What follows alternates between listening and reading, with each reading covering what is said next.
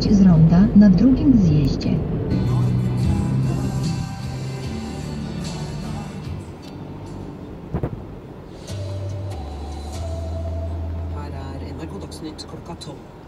Krav om politiattest. Jedź tą drogą do następnych wskazań nawigacji.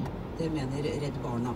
I dag kan vikarer jobbe i barnehagene midlertidig over 2 uker uten å levere politiattest, men fra 1. oktober må alle ansatte selv i korte vikariater levere politiattest.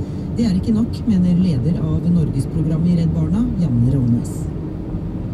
Barnehageutdanninga må ha opplæring om vold og overgrep på pensum. Det må være obligatorisk, og det må være grundig nok. Så må alle styrere i en barnehage sikre og utvikle gode beredskapsplaner.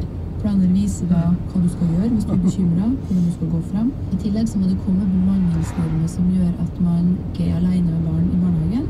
At man ikke har noen fristeder som gjør at man kan forgripe seg på barn. Og det siste som vi vil skal skje er at i kommunale opplæringstiltak på fagdag og så sikrer man at ansatte i barnehagen, både faglærte og ufaglærte, får jevnlig påfyll og kunnskap om vold og overgrep. Finland har i formiddag fått ny regjering. Det skjedde under en seremoni i presidentpalasset i Helsingfors. Den nye regjeringen ledes av Juha Sipilä fra Senterpartiet, mens Timo Soini fra det EU-skeptiske partiet Samfinnene er utenriksminister.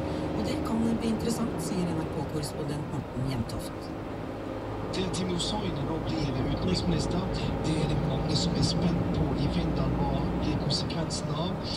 Timo Soini han er jo etter hvert en dyktig og erfaren politiker som kan utenrikspolitikk veldig godt. Og kanskje er det et slags sjakktrekk dette at man da setter ham i en ansvarlig post der han er nødt til å på en måte stå på den offisielle finske linjen at Finland tross alt gjennom folkeavstemning har gjort seg til medlem i den europeiske unionen, og også er en del av eurosamarbeidet, og i svært mange saker har ligget tett opp til Tyskland og i kjernelandene innenfor EU.